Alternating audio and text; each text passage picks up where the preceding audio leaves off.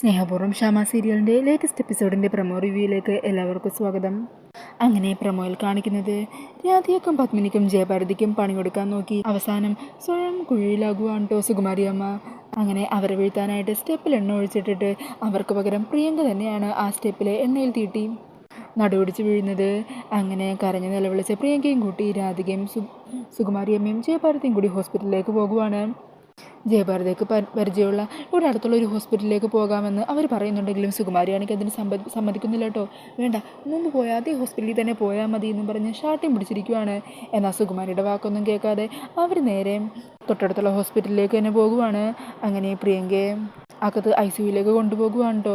ഈ സമയം എല്ലാം കയ്യിൽ നിന്ന് പോകുമെന്നുള്ള ടെൻഷനിൽ ഭയന്നിരിക്കുവാണ് സുകുമാരിയമ്മ. അതേസമയം രാധികയും ജയഭാരതിയമ്മയും ആണെങ്കിൽ എങ്ങനെയെങ്കിലും പ്രിയങ്കയുടെ ഗർഭത്തിൻ്റെ സത്യാവസ്ഥ കണ്ടെത്താനായിട്ട് ഡോക്ടറോട് സംസാരിക്കുന്നുണ്ട്. ആ ഡോക്ടറിന് ഷാമയെ പരിചയമുള്ള കാര്യമൊക്കെ രാധികയ്ക്ക് അറിയാട്ടോ. അങ്ങനെ ഫിദ മാഡത്തോട് വിളിച്ചു പറഞ്ഞ് ഡോക്ടറോട് സംസാരിപ്പിക്കുന്നൊക്കെയുണ്ട്. അങ്ങനെ ഷാമ തന്നെ ആ ഡോക്ടറെ വിളിച്ചു പറഞ്ഞ് പ്രിയങ്കയുടെ ഗർഭം സത്യമാണോ അല്ലയോ എന്നൊരു ഗൈനക്കോളജിസ്റ്റിനെ വെച്ച് പരിശോധിപ്പിക്കണമെന്ന് ഡോക്ടറിനോട് പറയുവാണ്.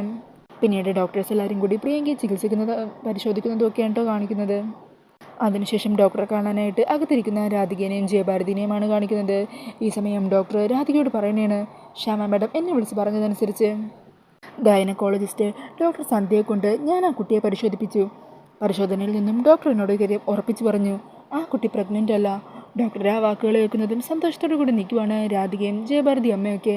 അന്നേരം ജയഭാരതി പറയണേ, അപ്പോൾ ഒരു കള്ളം പറഞ്ഞ് ഇത്രയും നാൾ ആ സുകുമാരി അമ്മ നമ്മളെ നമ്മുടെ കുടുംബത്തെ നാണം കെടുത്തുമായിരുന്നു എല്ലാവർക്കും മുമ്പിൽ. ഇനി എന്താണെങ്കിലും അത് വെച്ച് ഉറപ്പിക്കാൻ പറ്റില്ല.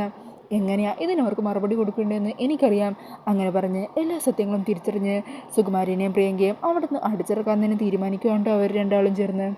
പിന്നീട് കാണിക്കുന്നത് കണമംഗലം ഗ്രൂപ്പ് ഓഫ് കമ്പനിയിൽ ഇൻ്റർവ്യൂവിനെത്തുന്ന ബെഞ്ചമിനെയാണ്. അങ്ങനെ വരുണും ഇൻ്റർവ്യൂ ബോർഡിലുള്ള മറ്റുള്ളവരും ഒക്കെ അവിടെ ഓരോരുത്തരെയായിട്ട് ഇൻ്റർവ്യൂ ചെയ്തുകൊണ്ടിരിക്കുവാണ്. അങ്ങനെ ബെഞ്ചമിൻ്റെ അവസരം എത്തുവാണ് കേട്ടോ. ബെഞ്ചമിൻ അങ്ങനെ അകത്തേക്ക് ഗ്രീറ്റിംഗ് ഒക്കെ ചെയ്തുകൊണ്ട് കയറി വരുവാണ്. ഈ സമയം ബെഞ്ചമിനാണെങ്കിൽ വരുണിനെ കാണുന്നതും അധികം പരിചയമുള്ള പോലെ സംസാരിക്കുകയും ഒന്നും ചെയ്യുന്നില്ല കേട്ടോ.